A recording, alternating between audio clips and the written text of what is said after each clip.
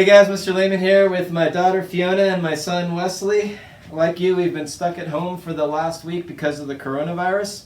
Something we've been doing to keep ourselves busy is to make things out of wood with some tools that we have lying around the house. What I want to do is show you these tools and encourage you to build as well. I'll be making more videos of projects that you can build with these tools, but I want to start just by showing you the essential tools that we're using. It's really all you need to get started. So we're going to start right here with the simplest tools, and we're going to move over here to the more complicated tools. You probably have a lot of these at home already, and these you might not. I've also made a list on Amazon of these tools, so if you want to, you can refer to the list and you can purchase the tools and have them delivered to your house. You should be ready to go.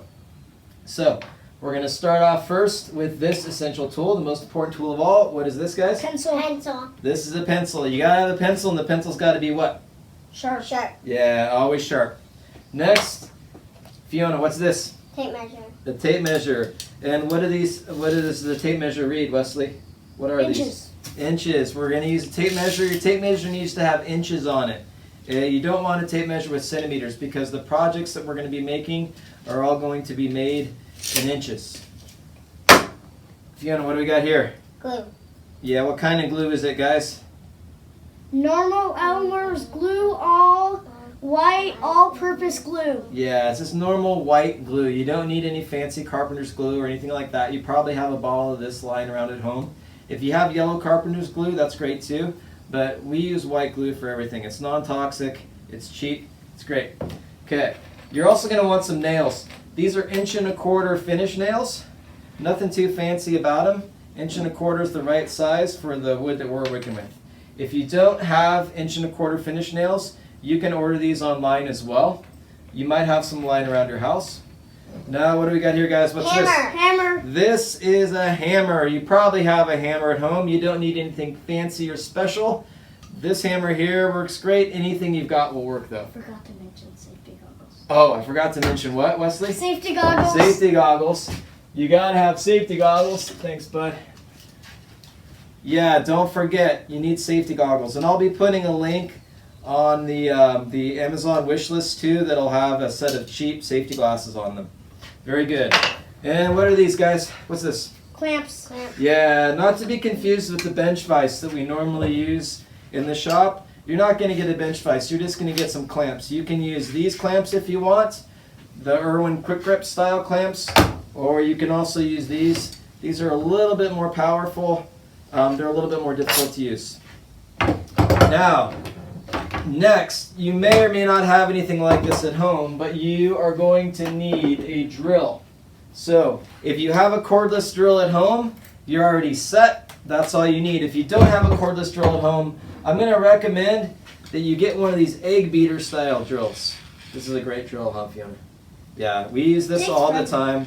Takes a little bit while longer, but it's still a great drill. And you're also going to need a few drill bits to go in it. You can use a 3/32 size drill bit if you want, or a 1/16 size drill bit. We're just going to use this drill to drill the pilot holes for our nails. Okay, Wesley, what do we got here?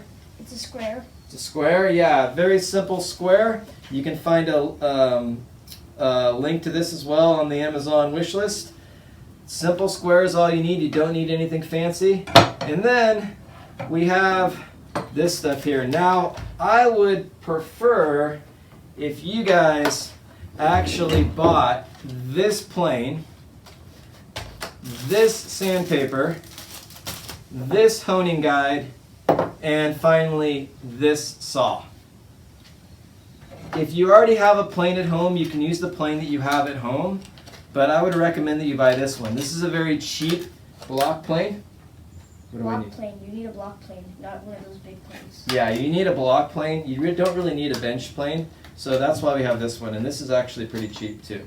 So what I want you to do is get a Stanley 7-inch block plane. I'll have a link for this one. Then you need to be able to tune up and sharpen the plane, and I'll be making a video about that next. So to do that, you need some sandpaper. This isn't just normal sandpaper though. You guys know what kind of sandpaper this is? Isn't it super fine? Well, there's some very fine sandpaper in here. This is called wet dry sandpaper. So we're going to use this sandpaper. We can use the rough stuff on our projects, and we can use the fine stuff on the plane. This is a honing guide, and I'll show you how to use this in the next video that I make to sharpen your plane blade. And then last but not least, we have a saw. Now I haven't taken this out of the package yet, so I don't know. Oh, it looks like I have to pop this plastic thing off. I'm not going to do that. But this is the best saw to use at home. I've used a lot of different hand saws, and I'm convinced this is the best. Pull back. Yeah, it's a back saw. It's a Japanese style saw. It's easy to use. It's a pretty safe saw, and it's pretty inexpensive too. So again, you can look on the Amazon wish list, and you'll find this saw as well. So I want to encourage you guys to keep with it, keep working. If you can work at home, do it. I'm here to help you. If you have any questions, you can always contact me or email me, and just stay tuned for the next video. Take care.